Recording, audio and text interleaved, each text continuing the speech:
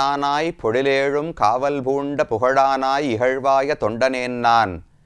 என்னானாய் என்னானாய் என்னலல்லால் என்னறிவன் ஏழையேன். உலகமேத்தும் தென்னானாய் வடவானாய் குணபாலானாய் குடபால மதையானாய் இமையோர்க்கென்னும் முன்னானாய் பின்னானார் வணங்கும் சோதி திருமூழிக் களத்தானாய் முதலானாயே. இந்த பாசுரம் திருமங்கையாழ்வார் திருமூழிக் களத்தில் இருக்கக்கூடிய ஸ்ரீசூக்திநாதன் என்கிற பெருமானை பற்றியும் இந்த திருமூழிக்களம் என்கிற ஊரை பற்றியும் அழகாக வர்ணிக்கக்கூடிய ஒரு பாடல். இந்த திருமூழிக்களத்தில் பகவான் எதற்காக வந்திருக்கிறார்? ராமன், கண்ணன், வராகர் என்று எத்தனையோ அவதாரங்களையெல்லாம் பகவான் செய்தாரே, அதில் செய்யாத நன்மையா இந்த அர்ச்சாவதாரம் நமக்கு செய்துவிடப் போகிறது? எதற்காக விக்கிரக வடிவத்தில் பகவான் இருக்கிறார் என்பது ஒரு கேள்வி இருக்கும். அந்த கேள்விக்கான விடையைத்தான் ஆழ்வார் இந்த பாசுரத்தில் தெரிவிக்கிறார். ஒரு யானையை சிறை பிடிக்க வேண்டுமென்றால் அதற்கு ஒவ்வொரு திசையிலும் பலவிதமான தடுப்புகளை ஏற்படுத்துவார்களாம். யானை வடக்கே ஓடும் பொழுது அங்கு ஒரு தடுப்பு வைப்பார்கள், கிழக்கே ஓடினால் அங்கு தடுப்பு வைப்பார்கள், மேற்கே ஓடினால் அங்கு தடுத்து நிறுத்துவார்கள், கடைசியில் வேறு வழி இல்லாமல் தெற்கே ஓடி வரும், அங்கு ஒரு பெரிய பள்ளத்தை பறித்து இலைகளை போட்டு மூடி வைத்திருப்பார்கள். அந்த யானை அது தெரியாமல் பள்ளத்தில் விழுந்து சிக்கிக்கொள்ளப் போகிறது. இப்படித்தானே ஒரு யானையை சிறை பிடிக்க வேண்டும். அதே போலத்தான் பரமாத்மா இந்த ஜீவாத்மாவை சிறை பிடிக்கிறாராம். ஏன் நாம் சிறை பிடிக்கப்பட வேண்டியவர்களா? அப்படி என்ன நாம் தவறு செய்து விட்டோம் என்றால் பகவானுக்கு தொண்டு செய்வதையே மறந்து ஏதேதோ உலக விஷயங்களில் ஈடுபாடோடு சுத்தி கொண்டிருக்கிறோமே. யானைக்கு எவ்வளவு அகங்காரம் இருக்குமோ அதே அகங்காரம்தான் நம் ஒவ்வொருவருக்கும் இருக்கிறது. அதனால் இந்த ஜீவாத்மாவை சிறை பிடிக்க வேண்டும் என்பதற்காகத்தான் பகவான் எல்லா திசைகளிலும் பெரிய யானைகளைப் போல நின்று கொண்டிருக்கிறாராம். வடக்கே போனோம் என்றால் திருவேங்கடமுடையான் திருப்பதியில யானை போல நிற்கிறார். கிழக்கே சென்றால் திருக்கண்ணபுரத்திலே சௌரி பெருமாள் நிற்கிறார். தெற்கே வந்தால் திருமாலிரும் சோழமலை அழகனெம்பெருமான் இருக்கிறார். மேற்கு பக்கம் ஓட பார்த்தால் திருவரங்கத்தில் திருவரங்கநாதன் இருக்கிறாராம். இப்படி எந்த பக்கமும் ஓட முடியாதபடிக்கு இந்த ஜீவாத்மாவை சிறை பிடித்து எப்படியாவது அவன் மனதை கவர்ந்து விட வேண்டும், அவனுக்கு பக்தியை ஏற்படுத்தி வைகுந்தத்துக்கு அழைத்து செல்ல வேண்டும் என்று பகவானுக்கு ஆசை. அதை ராமாவதாரத்திலோ கிருஷ்ணாவதாரத்திலோ பண்ண முடியுமா? அர்ச்சாவதாரமாக விக்கிரக வடிவத்தில் இருந்தால்தான் எல்லா திசைகளிலும் பகவான் இருந்து நம்மை சுற்றி வளைக்க முடியும். அதனால தான் திருமூழிக்களத்தில் இருக்காராம். பின்னானார் வணங்கும் சோதி. பின்னானார்னு சொன்னால் நாம கிருதயுகத்துல ராமனை சேவிச்சோமா தெரியாது, துவாபர யுகத்துல கண்ணனோடு இருந்தோமான்னு தெரியாது. அப்போது விட்டு போனவர்களும் கூட இப்போது பகவானை தரிசித்து உஜ்ஜீவனம் அடையலாமே. நம்மை போன்ற பிற்பட்டவர்கள், காலத்தால் பிற்பட்டு போனவர்களுக்காகத்தான் திருமூழிக்களத்தில் அர்ச்சாவதாரமாக பகவான் காட்சி கொடுக்கிறார் என்று திருமங்கையாழ்வார் தெரிவிக்கிறார். அர்ச்சாவதாரத்தில் திருமங்கையாழ்வாருக்கு மிகுந்த ஈடுபாடு உண்டு. அவரை பொறுத்தவரை வைகுந்தம் கூட முக்கியம் கிடையாது. அர்ச்சாவதாரம், கோவில்கள், அந்த பெருமானுடைய கைங்கரியங்கள் இதுதான் முக்கியமானதுன்னு தெரிவிப்பார். அந்த ஆழ்வார் இந்த பாசுரத்தில் பகவானை திருமூழிக்களத்தான் தான் பின்னானார் வணங்கும் சோதி, இன்றைக்கு வாழும் நமக்கெல்லாம் கதி பகவான் ஸ்ரீசூக்தி நாதன்தான் என்று தெரிவிக்கிறார். அந்த பெருமானுடைய ஊர், அவர் இருக்கக்கூடிய அழகான கோவில், அதையெல்லாம் கடந்த பகுதியிலே தரிசித்தோம். ஆனால் இன்னொரு முக்கியமான அம்சம் இருக்கிறது. இந்த ஊரினுடைய தீர்த்தம் இருக்கிறதே. ஒரு புண்ணியக்ஷேத்திரம்னு சொன்னால் ஒரு புண்ணிய நதியோ தீர்த்தமோ இருக்கும். சாலக்குடின்னு பக்கத்தில் நதி ஓடுகிறது. அதை தவிர சங்க தீர்த்தம் என்று இந்த கோவிலுக்கு அருகிலேயே அழகான புஷ்கரணி இருக்கிறது.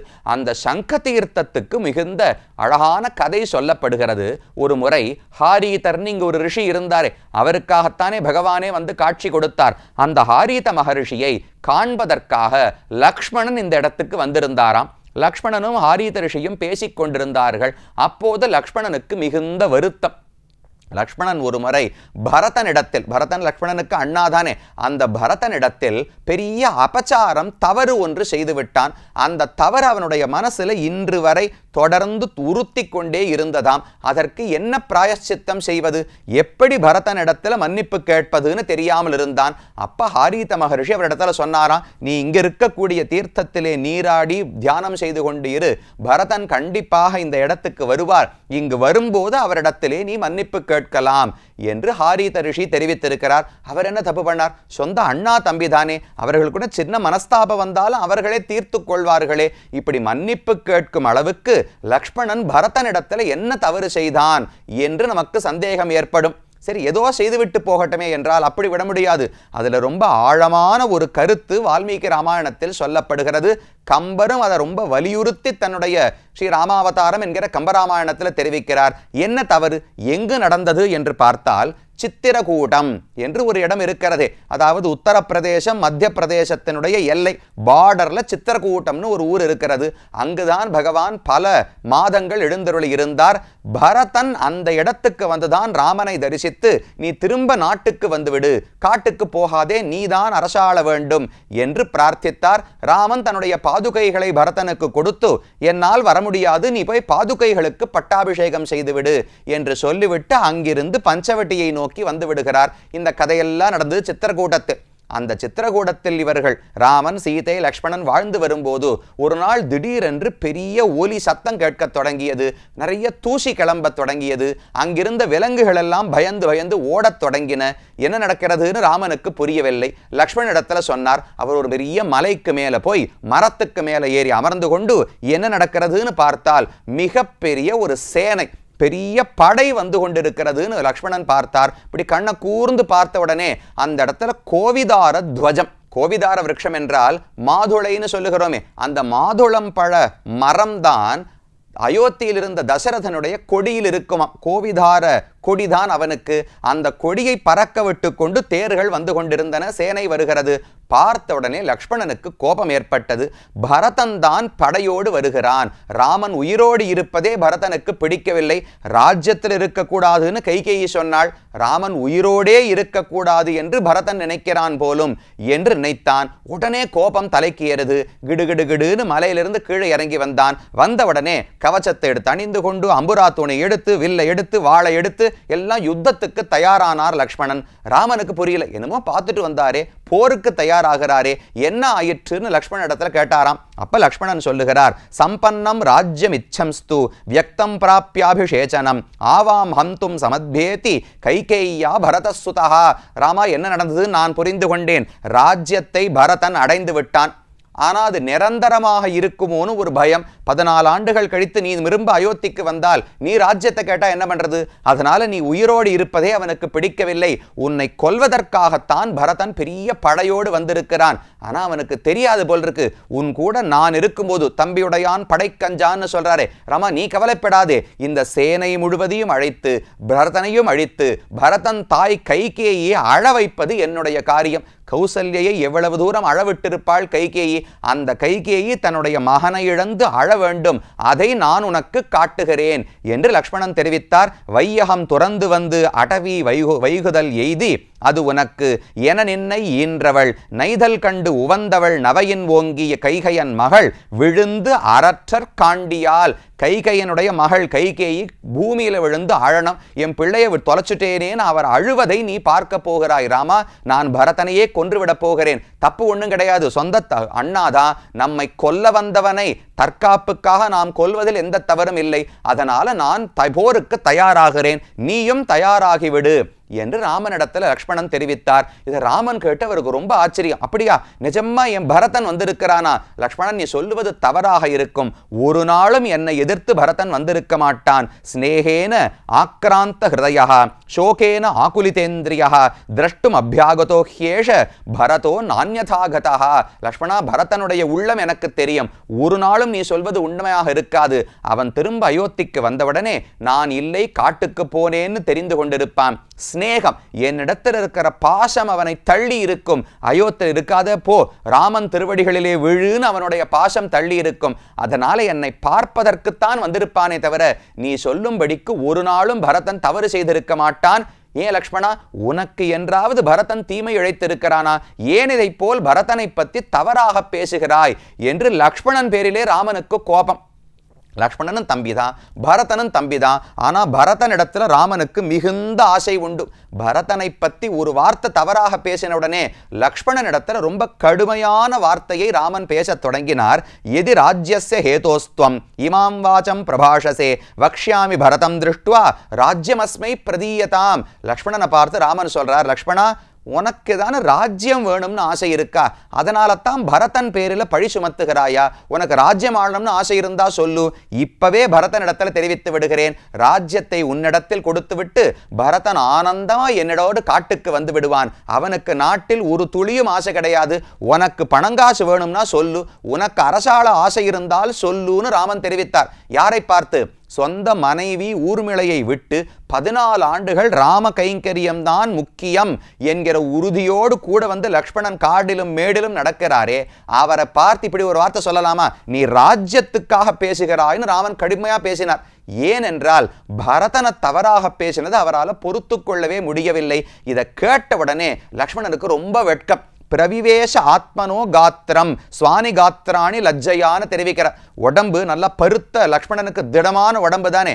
இந்த வார்த்தையை கேட்ட உடனே எண்ஷான் உடம்பு ஒரு ஜானாவை சுருங்கிடுத்தான். இவ்வளவு பெருசுக்கு இருந்த திடமான உடம்பு அப்படியே மெலிஞ்சு போய், ஐயோ இப்படி ஒரு வார்த்தை ராமன் சொல்லிவிட்டானேன்னு லக்ஷ்மணருக்கு ரொம்ப வருத்தம். தலை குனிந்து நின்று கொண்டிருந்தான். தள்ளி இருந்த பரதன் மெதுவா கிட்டக வந்தார். ராமன் இருப்பதை கண்டார். ஓடி வந்து அவனுடைய திருவடிகளிலே விழுந்து எழுந்திருக்கவே முடியல.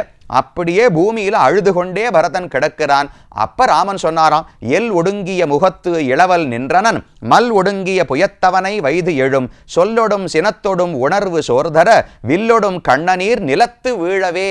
அப்ப லக்ஷ்மணனுடைய நிலையை பார்த்து கம்பர் பாடுகிறார், எல் ஒடுங்கிய முகத்து இளவல், முகமெல்லாம் அப்படியே சுருங்கி போச்சான். பரதனை பார்த்தவுடனே சொல்லொடும் சினத்தொடும் உணர்வு சோர்தர, கடுமையான வார்த்தை பேசினானே அதெல்லாம் அப்படியே ஒழிஞ்சு போயிடுத்து. தவறான எண்ணம் ஏற்பட்டதே அதுவும் போய்விட்டது. மனசு ரொம்ப சோர்ந்து போய் தலை கீழே கவிழ்ந்து போய் கண்ணீரெல்லாம் பூமியில் கொட்டும்படிக்க லக்ஷ்மணன் நின்று கொண்டிருந்தானாம். அப்பவும் ராமன் நிறுத்தல. இன்னும் அவனுக்கு கோபம் தணியவில்லை. லக்ஷ்மணனை பார்த்து, பாரு லக்ஷ்மணா, ஏதோ போர்க்கோலத்தோடு பரதன் வரப்போகிறான்னு சொன்னியே, இந்த பாரு நீர்க்கோலம் உருகி போய் என் பக்தியால வந்திருக்கிறான், இவனை போய் தவறாக நினைத்தாயேன்னு ராமன் கடுமையாக பேசினாராம். அதுதான் லக்ஷ்மணன் பரதனிடத்துல பண்ண பெரிய அபச்சாரம். அந்த அபச்சாரம் மனசுல உறுத்தி கொண்டிருந்தது. ஹாரித ரிஷி இடத்துல வந்து என்ன செய்வதுன்னு கேட்டார். இங்க ஒரு தீர்த்தம் இருக்கு, அந்த தீர்த்தத்திலே நீராடி பரதன் இங்கு வரும்போது மன்னிப்பு கேட்பாய்னு சொன்னாராம். அந்த தீர்த்தம் தான் சங்க தீர்த்தம்னு சொல்லப்படுகிறது. ஏன் சங்கம் என்றால் பரதனே சங்கத்தினுடைய அம்சம்தான். 4 பேர் ராமர், பரதன், லக்ஷ்மணன், சத்ருகனன் பிறந்தார்களே, அதில் ஆதிசேஷனுடைய அம்சம் லக்ஷ்மணன். அதை போல சங்கத்தனுடைய அம்சமாகத்தான் பரதன் பிறந்தான். ராமாயணத்தில் இதெல்லாம் மறைத்து பல இடங்கள்ல சொல்லியிருப்பார். ராமனுடைய ஒரு வார்த்தை, நமேஸ்நானம் பகுமதம் வஸ்திராணி ஆபரணானிச்ச தம்பினா கைகையி புத்திரம் பரதம் தர்மச்சாரிணம்னு ராமன் சொல்றார். பரதனை விட்டு பிரிந்தால் எனக்கு குளிப்பதிலேயே ஆசை இல்லைன்னு ராமன் தெரிவிக்கிறார். ஏன்னா சங்கத்துல தானே தீர்த்தம் சேர்த்து பகவான் எப்பவும் நீராடுவார். கோவிலுக்கு திருமஞ்சனம் சேவித்தீர்கள் என்றால் சங்கத்துல தான் தீர்த்தம் சேர்ப்பா. சங்கம் தானே பரதன். அவனை விட்டு பிரிந்து எனக்கு குளியல் கூட ரசிக்கவில்லைன்னு ராமன் தெரிவித்தாராம்.